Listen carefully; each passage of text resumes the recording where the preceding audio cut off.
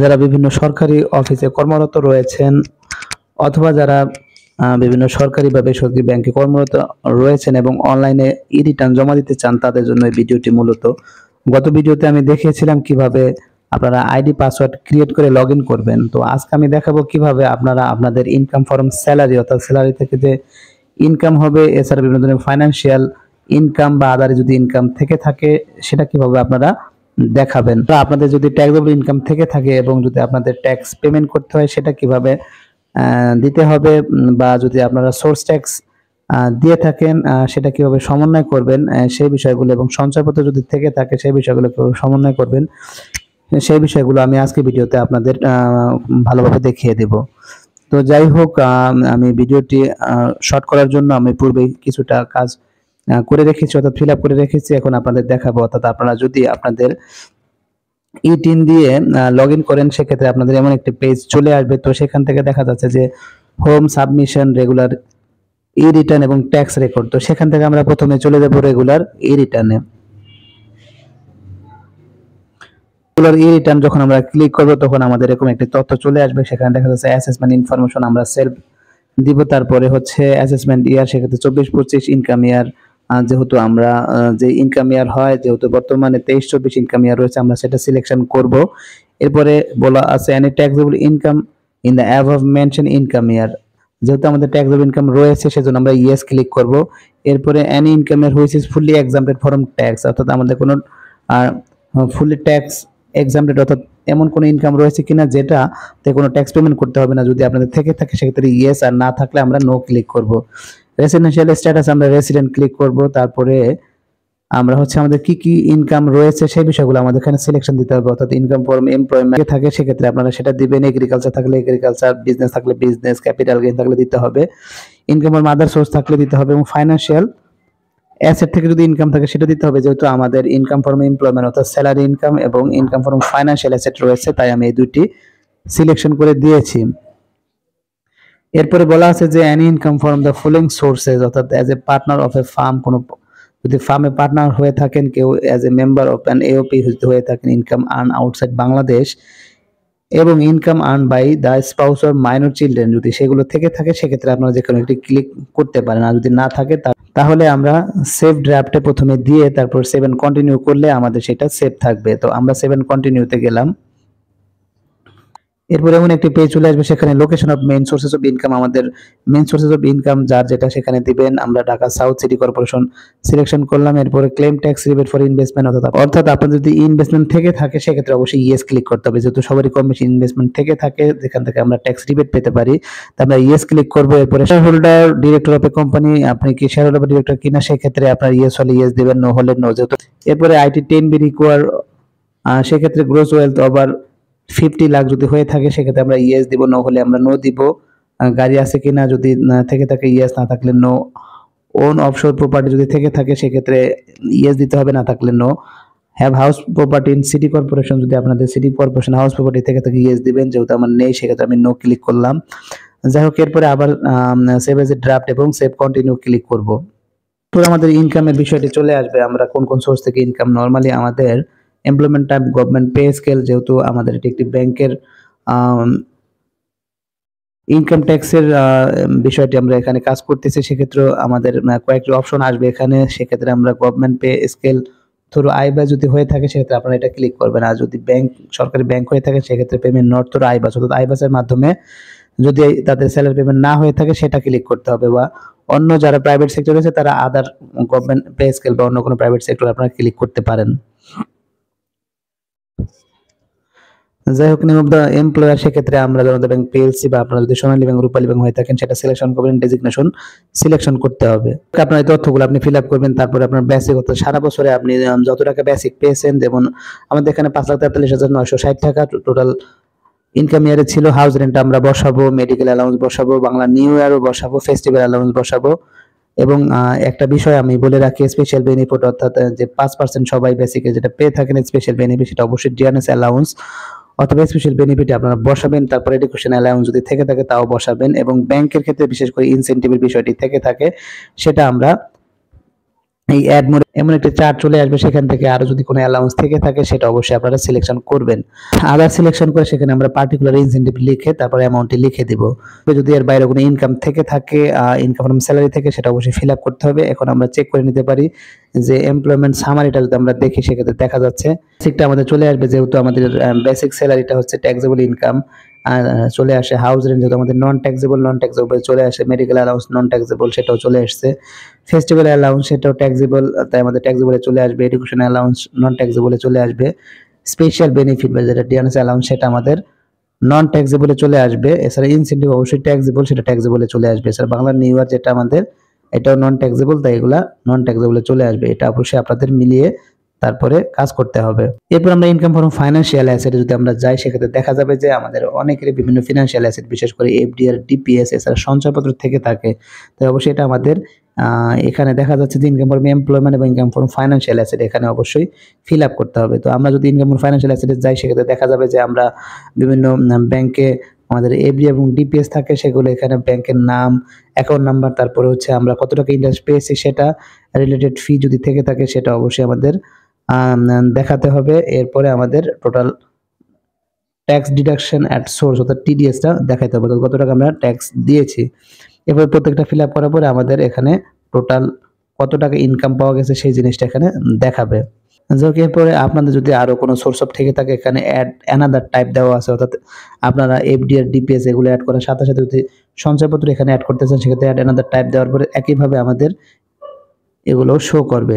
যেমন আমরা যদি সঞ্চয়পত্রগুলো দেখি, সেক্ষেত্রে দেখা যাচ্ছে যে সঞ্চয়পত্রের আমাদের registration number, issue date, value, gross interest কত পেয়েছি এবং টিডিএস, সেগুলো আমরা যদি বসাই, এভাবে আমরা প্রত্যেকটা সঞ্চয়পত্র এখানে অ্যাড করতে পারি। সেখানে টোটাল ইনকামগুলো অটোমেটিক ক্যালকুলেশন হয়ে যায় এবং টিডিএসটাও আমরা অটোমেটিক ক্যালকুলেশন করতে পারবো। এরপরে আমরা 7 কন্টিনিউ ক্লিক করবো আবার। এরপরে আমরা রিবেট যে সেকশনটা রয়েছে, সেটা আমরা দেখতে পারবো। তো সেখানে আমাদের কোন কোন বিষয়ে রিবেট রয়েছে সেটা আমরা দিব। যেমন লাইফ ইন্স্যুরেন্স থাকলে আমরা সেটা ফিল আপ করবো। তো ডিপিএস থেকে থাকে, অর্থাৎ এটা ইনভেস্টমেন্ট সেক্টর, ইনভেস্টমেন্ট আপনার যা যা থাকবে আমরা ডিপিএস থাকলে সেটা দেখাবো। ডিপিএস এর ক্ষেত্রে অবশ্যই যেটা মনে রাখতে হবে যে ডিপিএস এ সর্বোচ্চ 1,20,000 টাকার বেশি আমরা ডিপিএস এ রিবেট পাবো না। তো 1,20,000 পর্যন্ত অ্যাপ্রুভ। যদি আপনার সঞ্চয়পত্র থেকে থাকে সেটাও দেখাবেন। তারপর বিভিন্ন ধরনের মিউচুয়াল ফান্ড, তারপর জয়েন্ট ইনভেস্টমেন্ট যদি থেকে থাকে এগুলো দেখানো যাবে। লিস্টেড স্টক বা শেয়ার যদি থেকে থাকে তাও দেখানো যাবে। জিপিএফ বা জেনারেল প্রভিডেন্ট ফান্ড যদি থেকে থাকে সেটাও আমরা এখানে দেখাতে পারি। এভাবে এছাড়াও এখানে রয়েছে recognition provident fund, approved superannuation fund, তারপরে গ্রুপ ইন্স্যুরেন্স বা বেনাবরণ ফান্ডের টাকা আমরা এখানে দেখাতে পারি, বা আদার জাকাত ফান্ডগুলো। টোটাল ইনভেস্টমেন্ট যা হবে আমরা জানি যে তার 15% রিপিট হিসেবে ক্যালকুলেট হয়। তো যাই হোক, এখানে অটোমেটিক সে টোটাল রিবেট করতে এবং টোটাল ইনভেস্টমেন্ট করতে তা আপনারা দেখতে পাবেন। এরপর আমরা 7 কন্টিনিউ আবার ক্লিক করব। এরপর টোটাল এক্সপেন্ডিচার আপনারা দেখতে পাবেন, অর্থাৎ ওই অর্থ বছরে কি পরিমাণে এক্সপেন্ডিচার হয়েছে সেগুলো ফিল আপ করতে হবে। প্রথমে দেখা যাচ্ছে ফুড, ক্লোথিং এবং আদার যে বিষয়গুলো রয়েছে সেগুলো এই ঘরে অ্যামাউন্ট দিবেন। বিশেষ কিছু লেখা থাকলে কমেন্টে সেটা লেখা দেওয়া যাবে। অ্যাকোমোডেশন এক্সপেন্স গুলো, তারপরে এই ওয়াটার অ্যান্ড ট্রান্সপোর্টেশন এক্সপেন্স, এখানে যদি আমরা ক্লিক করি আরোতে, সেক্ষেত্রে ডিটেলসটা চলে আসবে। আপনাদের যদি খরচ থেকে থাকে সেটা আপনারা বিভিন্ন হেডে হেডে ভেঙে ভেঙে দেখাতে পারবেন।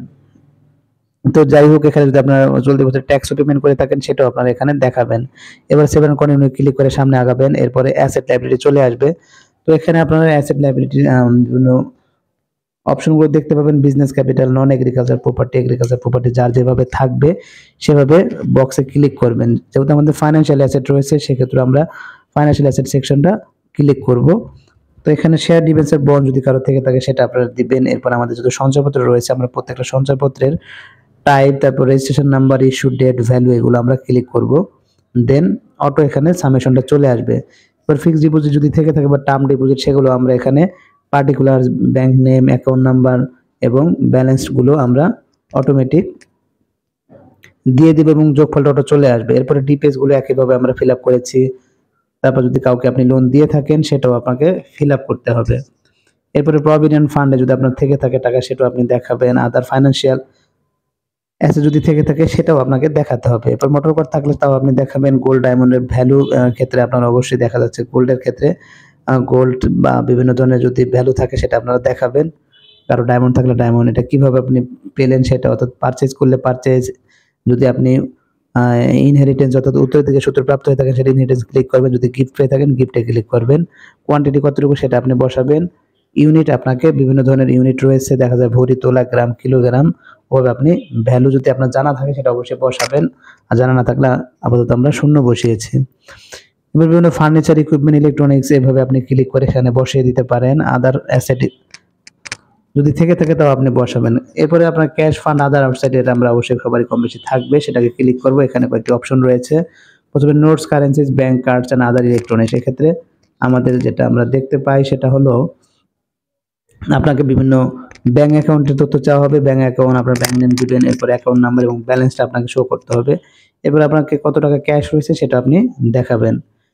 তো এখানে টোটাল অ্যাগ্রিগেট ব্যালেন্সটা এরপরে চলে আসবে আপনার ব্যাংক এবং কারেন্সিজ বা আদার বিভিন্ন মাধ্যমে আপনার যদি যেই টোটাল ক্যাশ অ্যান্ড হ্যান্ডস এবং ব্যাংকে ব্যালেন্সটা অটো চলে আসবে। তো যাই হোক, এভাবে আপনি অ্যাসেট লাইবিলিটিগুলো ফিল আপ করবেন। না যদি আমরা লাইবিলিটির পাশে আসি, সেখানে একটি গুরুত্বপূর্ণ বিষয় হচ্ছে লাইবিলিটিতে আমরা যদি প্রথমে দেখতে পাবো আদার লাইবিলিটি, আউটসাইড বিজনেসে যা যা থাকবে, যেমন আদার আউটফ্লো, অ্যানুয়াল লিভিং এক্সপেন্সটা অটোমেটিক চলে আসবে, যেটা আপনার টোটাল যে ইনকাম তা থেকে মাইনাস হবে। বিভিন্ন ডিডাকশন, আদার এক্সপেন্স বা গিফট, ডোনেশন যদি কন্ট্রিবিউশন থাকে তা আপনি দেখাবেন। সোর্স অফ ফান্ড, এখন সোর্স অফ ফান্ড আমাদের ইনকাম শোন ইন দ্য রিটার্নে যে ইনকামটা দেখা যাচ্ছে সেটা চলে আসবে, এবং এক্সাম্পল ইনকাম দুইটা অটো চলে আসবে এখানে। আদার রিসিভ যদি থেকে থাকে, অর্থাৎ বিভিন্ন জায়গা থেকে যদি আপনি কোনো ধরনের রিসিভ করে থাকেন সেটা আপনি এখানে দেখাতে পারেন। এরপরে আপনাকে অবশ্যই যে নেট ওয়েলথ অফ প্রিভিয়াস ইনকামের অর্থাৎ গত বছরে আপনার নেট ওয়েলথ কত ছিল সেটা অবশ্যই আপনাকে গত বছরের ট্যাক্স ফাইল দেখে এটা অবশ্যই এখানে বসিয়ে দিতে হবে, অর্থাৎ নেট ওয়েলথের সাথে এবছরের ইনকামটা যোগ হবে, প্লাস হচ্ছে আপনার যদি আদার কোনো রিসিভ থেকে থাকে বা আদার সোর্স অফ ফান্ড থেকে থাকে সেটাও যোগ হবে, এ থেকে শুধু মাইনাস হবে আপনার টোটাল এক্সপেন্ডিচার। আপনার যেটা থাকবে সেটাই হচ্ছে আপনার টোটাল লায়াবিলিটি। তো যেটা গুরুত্বপূর্ণ বিষয়, এখানে আপনি একটা সামারি দেখতে পাবেন, গ্রোস ওয়েলথ আপনার এবং টোটাল অ্যাসেটের পরিমাণ আপনি এখানে দেখতে পারবেন। তো সেক্ষেত্রে অবশ্যই আপনি মনে রাখবেন যে টোটাল অ্যাসেট এবং লায়াবিলিটি অবশ্যই সমান হবে। সেক্ষেত্রে আপনাকে শেষে যে ডিফারেন্সটা অবশ্যই শূন্য হতে হবে। ডিফারেন্স শূন্য না হলে আপনি বুঝবেন যে আপনার ট্যাক্স ক্যালকুলেশন সঠিক হয়নি এবং অ্যাসেট লায়াবিলিটি সঠিক হয়নি। তো যাই হোক, এটা আপনাকে অবশ্যই মিলিয়ে জিরো করে দিতে হবে। যদি আপনার জিরো না হয় সেক্ষেত্রে কিছুকে অর্থাৎ ক্যাশ বা কোনো একটা সেকশনকে কম বেশি করে আপনি সেটা মিলিয়ে দিবেন। তো যাই হোক, এরপর আমরা সেভ এন্ড কন্টিনিউ ক্লিক করব। এরপর আমাদের ট্যাক্স পেমেন্ট যেই বিষয়টা সেটা চলে আসবে। আমরা এখানে দেখতে পাচ্ছি আমাদের ইনকাম ফ্রম এমপ্লয়মেন্ট চলে আসছে 7,96,508 টাকা। ইনকাম ফ্রম ফাইন্যান্সিয়াল অ্যাসেট 4,96,887 টাকা। তো আমাদের টোটাল ইনকাম দেখাচ্ছে এখানে 12,93,395 টাকা। তো আমরা দেখতে পাচ্ছি আমাদের ট্যাক্স এক্সাম্পটেড ইনকাম রয়েছে 3,38,244। তো সেক্ষেত্রে যদি আমি দেখি যে আমাদের গ্রস ট্যাক্স বিফোর ট্যাক্স রিবেটের আগে আমরা হচ্ছে টোটাল ট্যাক্স আসছে আমাদের 34,461, যেটা আমাদের রেগুলার ইনকাম থেকে, এবং আমাদের অন্য যে সোর্স সেখান থেকে আসছে 51,929 টাকা। তো টোটাল মিলে হচ্ছে আমাদের 86,580 টাকা। তো এখন আমরা জানি যে 15% অফ টোটাল ইনভেস্টমেন্ট এবং 3% অফ টোটাল ইনকাম এবং 10 লক্ষ টাকা, এই তিনটার মধ্যে যেটি কম সে কাউন্টেবল হবে। তো সেক্ষেত্রে দেখা যাচ্ছে আমাদের 23,895 টাকা হচ্ছে কম, যেটা টোটাল ইনকামের 3%। তো সেক্ষেত্রে 23,895 টাকা আমরা রিবেট হিসাবে পাবো। তো নেট ট্যাক্স আপনার রিবেট যদি আমরা দেখি 62,685 টাকা। তো এখন আমরা দেখতেছি যে আমাদের টিডিএস সেকশন রয়েছে, অর্থাৎ আমরা সঞ্চয়পত্র, এফডিআর এবং ডিপিএস এ বিভিন্ন সোর্স ট্যাক্স দিয়েছি, সেটা হচ্ছে 51,929 টাকা। তো আমরা এটাও ট্যাক্স পেমেন্ট হিসাবে দেখাবো। তো যাই হোক, তো সেক্ষেত্রে যদি আমরা দেখি যে আমাদের টোটাল অ্যামাউন্ট পেয়েবল কত 62,685 টাকা। যাই হোক, আমাদের সোর্স ট্যাক্স 61,684 টাকা। তো সেক্ষেত্রে দেখা যায় টোটাল পেমেন্ট আমাদের 61,684 টাকা আমরা সোর্স ট্যাক্সে পেমেন্ট করছি। তো সেক্ষেত্রে আমাদের কত থাকে, আমাদের টোটাল পেয়েবল ছিল 62,685 টাকা। তাহলে দেখা যাচ্ছে আমাদের পেয়েবল হচ্ছে 1,001 টাকা, অর্থাৎ আরো 1,001 টাকা আমাদের চালান করতে হবে। তো যাই হোক, আমরা কিভাবে এই সোর্স ট্যাক্স অর্থাৎ সঞ্চয়পত্র থেকে যে সোর্স ট্যাক্স ছিল ডিপিএস বা এফডিআর থেকে সেটা, বা আমরা স্যালারির সময় যে ট্যাক্সগুলো দিয়ে থাকে স্যালারির সাথে সাথে, সেটা কিভাবে সমন্বয় করবো আমি সেই বিষয়টা এখন দেখাবো আপনাদের। এখানে বলা আছে যে have you paid any source tax বা advance tax or any regular tax for 2024-25 assessment year. তো সেক্ষেত্রে আমরা অবশ্যই ইয়েস ক্লিক করব। করার পরে আমাদের আরো একটি মেসেজ দেখাবে যে do you need to update your tax payment status. সেখানে আমরা ইয়েস ক্লিক করব। করার পরে আপনাকে এমন একটি নতুন পেজে নিয়ে আসবে। তো সেখানে আমাদের অবশ্যই এই বিষয়গুলো আপডেট করতে হবে। আমরা যদি থ্রি ডটে ক্লিক করি, ক্লিক করার পরে আমাদের এরকম একটি মেসেজ দেখাবে যে ক্লেম সোর্স ট্যাক্স। তো সেটাতে আমরা যদি ক্লিক করি, সেখানে বলা আছে যে স্যালারি আইবাস এবং স্যালারি আদার্স বা ব্যাংক ইন্টারেস্ট, সঞ্চয়পত্র, এই যে এখানে আমাদের একটি একটি করে, যেমন আমরা যদি প্রথমে সঞ্চয়পত্রে ক্লিক করি সেক্ষেত্রে দেখা যাবে আমাদের যে সঞ্চয়পত্র, এখানে আমরা যদি সিনক্রোনাস ফর্ম ইনকাম ক্লিক করি সেক্ষেত্রে আমাদের যে পূর্বের ইনপুট দেওয়া হয়েছিল সেখান থেকে অটোমেটিক আমাদের চলে আসবে। তাদের ক্ষেত্রে অবশ্যই আমাদের যে ইস্যু এবং টিডিএস এই ক্লেম সেটা আমাদের করতে হবে। কিছু কিছু ক্ষেত্রে অটো চলে আসবে, আবার কিছু ক্ষেত্রে সেটা ক্লেম করে আমাদের সেভ বাটনে ক্লিক করলে এমন চলে আসবে।